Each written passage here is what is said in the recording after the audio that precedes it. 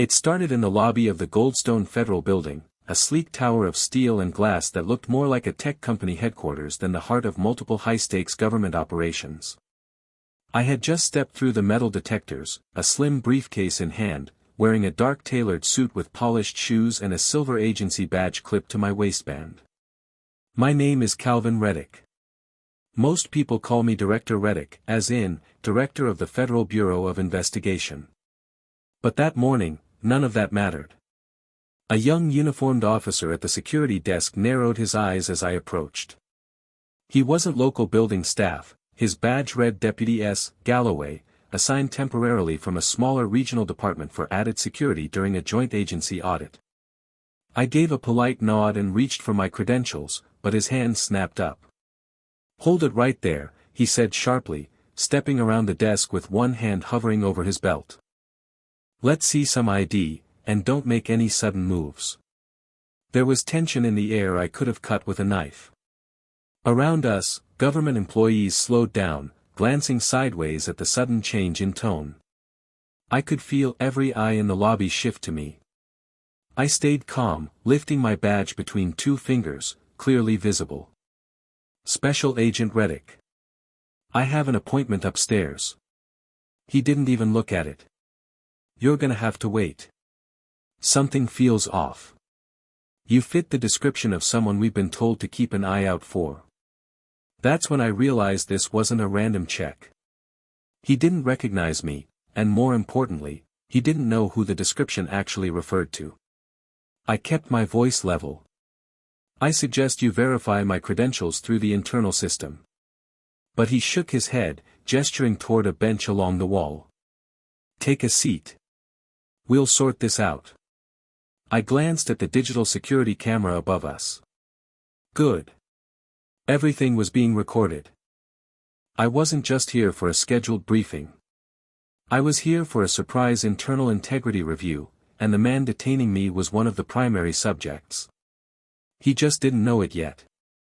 I sat down on the lobby bench as instructed, my briefcase resting on my knees. I didn't protest. I didn't argue. I just watched. Deputy Galloway paced in front of me like I was about to bolt. His hand never strayed far from the sidearm on his hip.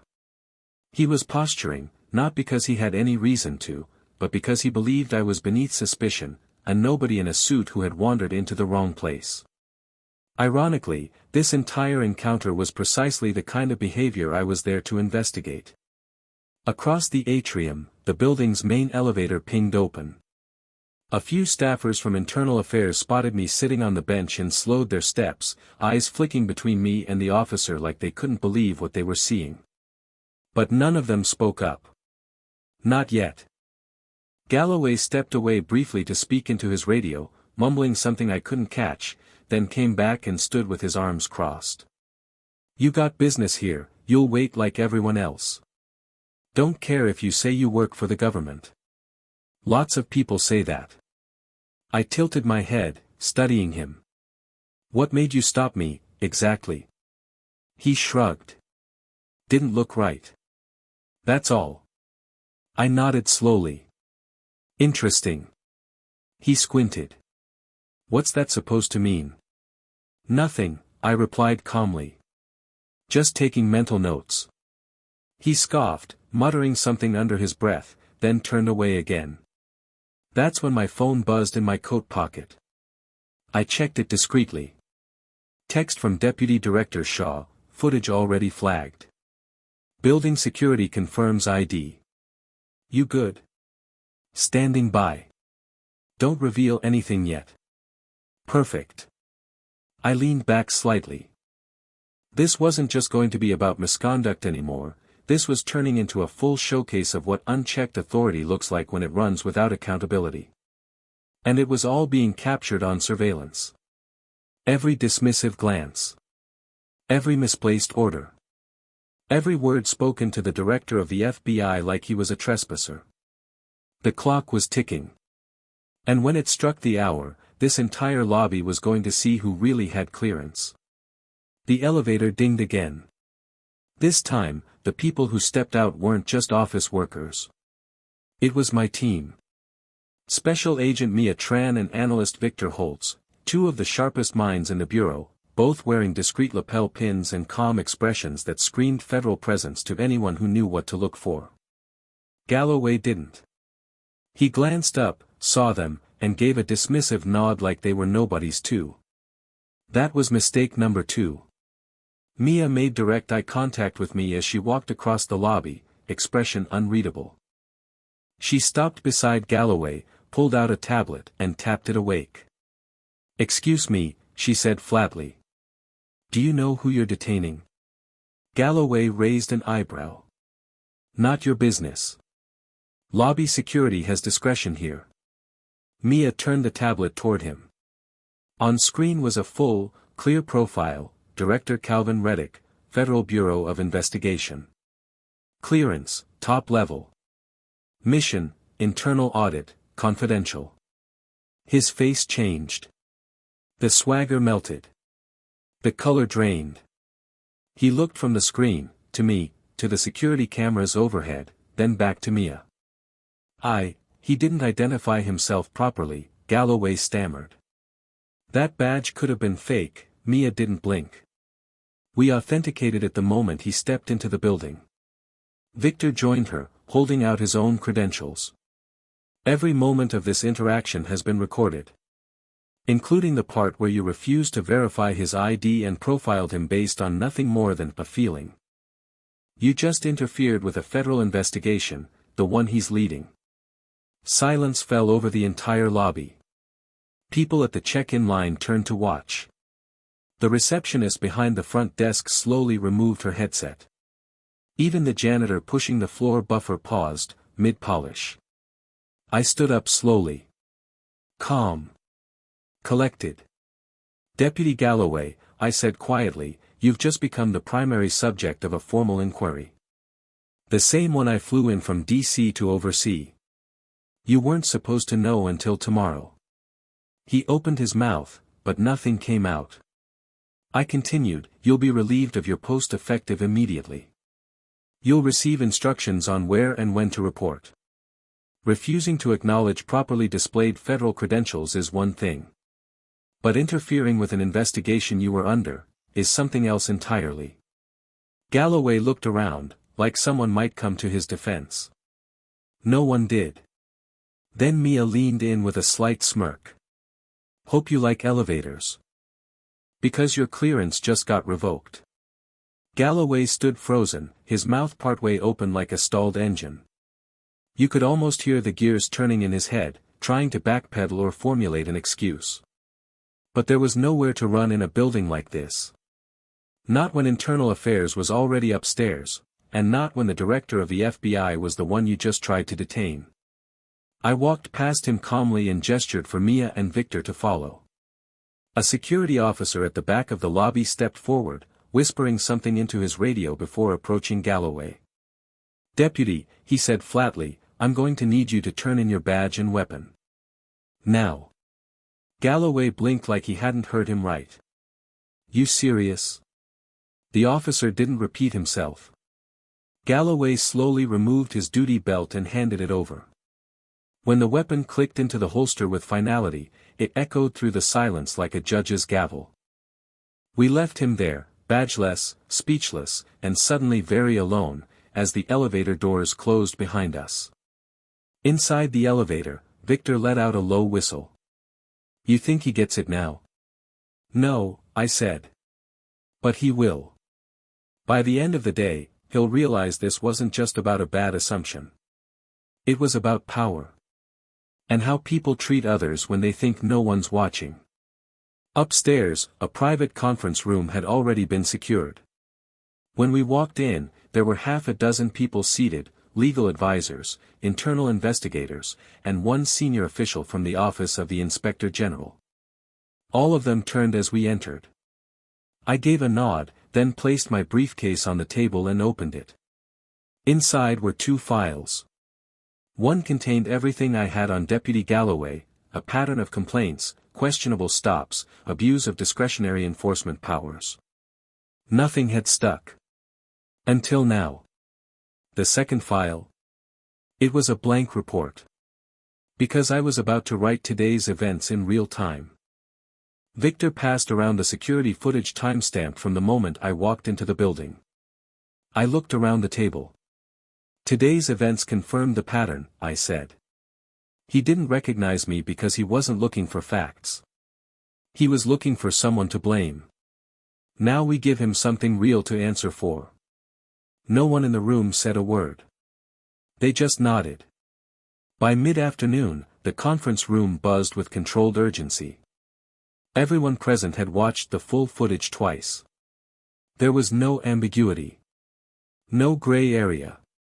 What Galloway had done wasn't a simple lapse in protocol, it was a deliberate pattern playing out in real time, now caught on multiple angles and confirmed by multiple agents. I stood at the head of the table, flipping through pages of documented complaints filed against him over the past 18 months, most marked inconclusive or unsubstantiated due to lack of evidence. Today changed that.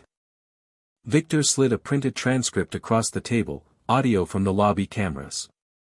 Galloway, you fit the description. That's all. Reddick, I suggest you verify my credentials. Galloway, you'll wait like everyone else. The words were worse when written down. Clinical. Detached.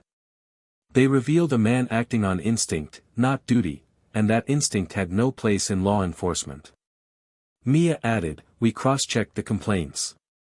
Several involved similar language, fit the description, wrong attitude, uncooperative demeanor. Same justification, different people. The Inspector General leaned forward. This confirms a systemic issue, selective enforcement masked as caution.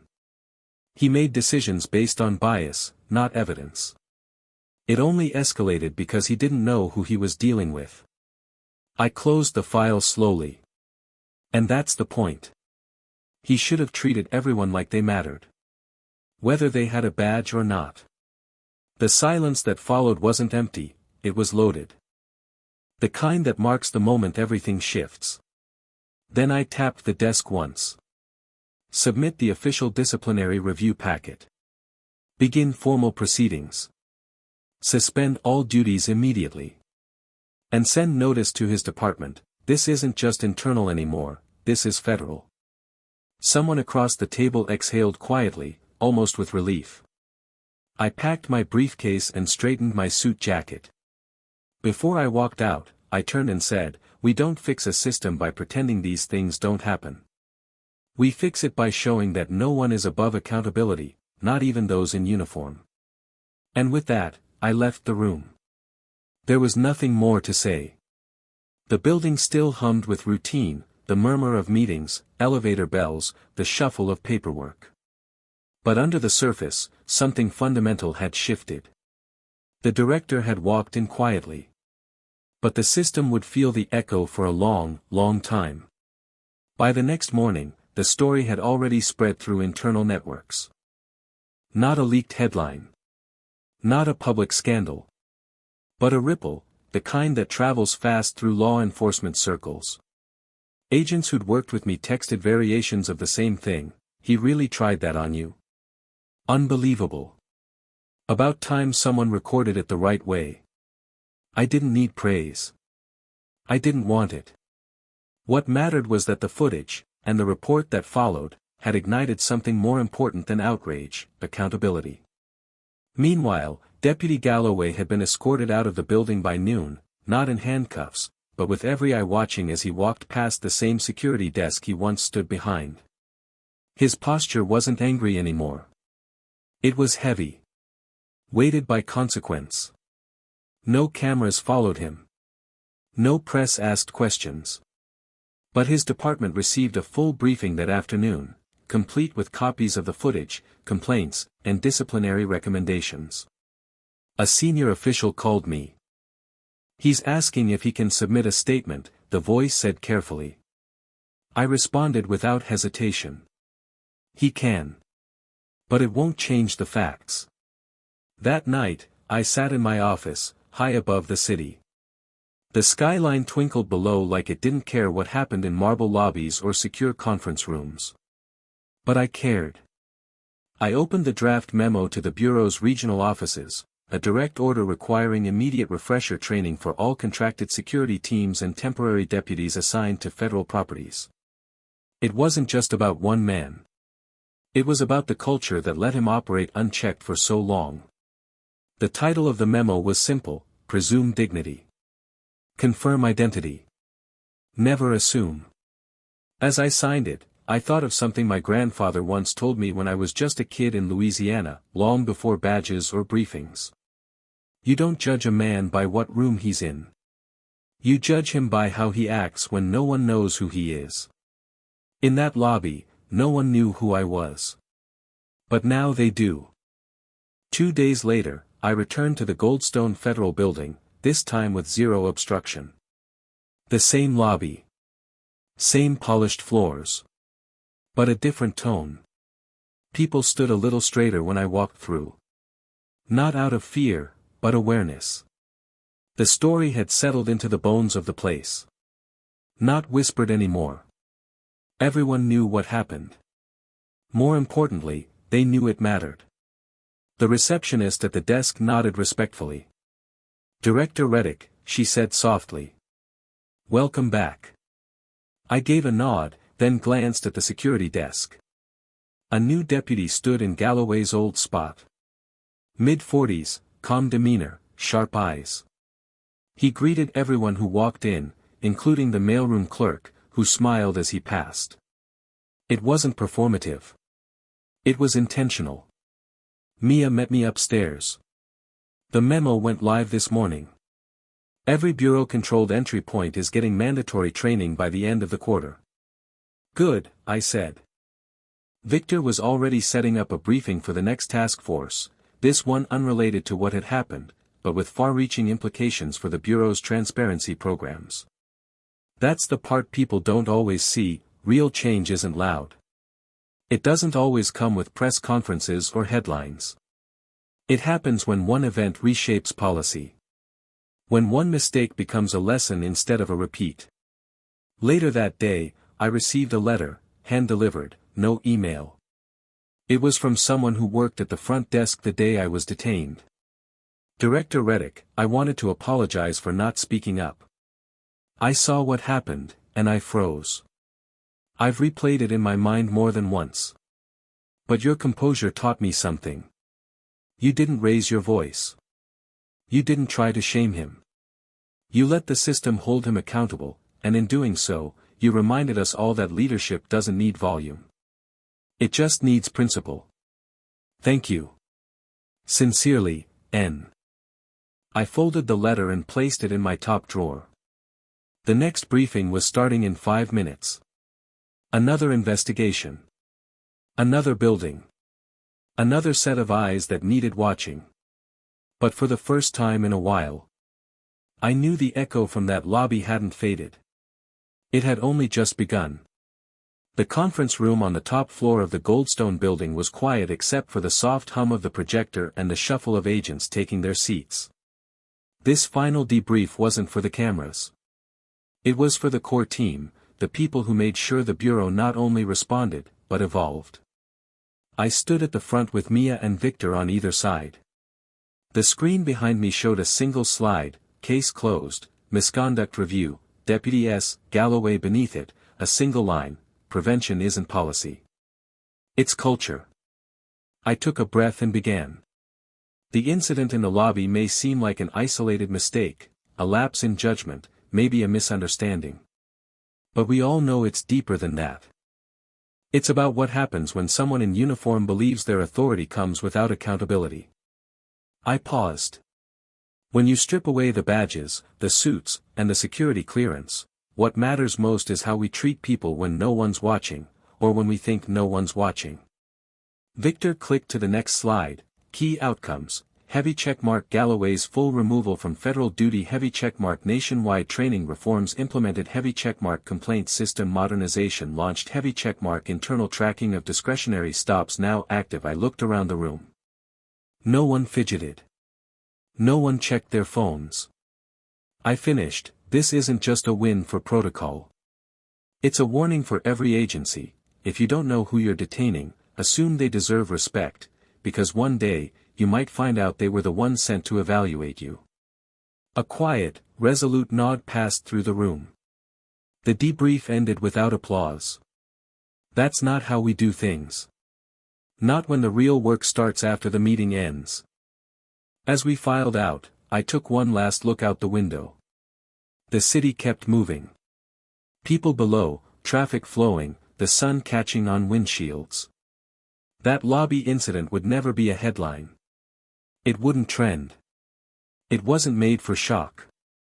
But it mattered, because now, in dozens of lobbies across the country, someone would pause, think twice, and maybe, just maybe, do better. That's how you change a system. One moment. One file. One man in a lobby, who turned silence into a signal.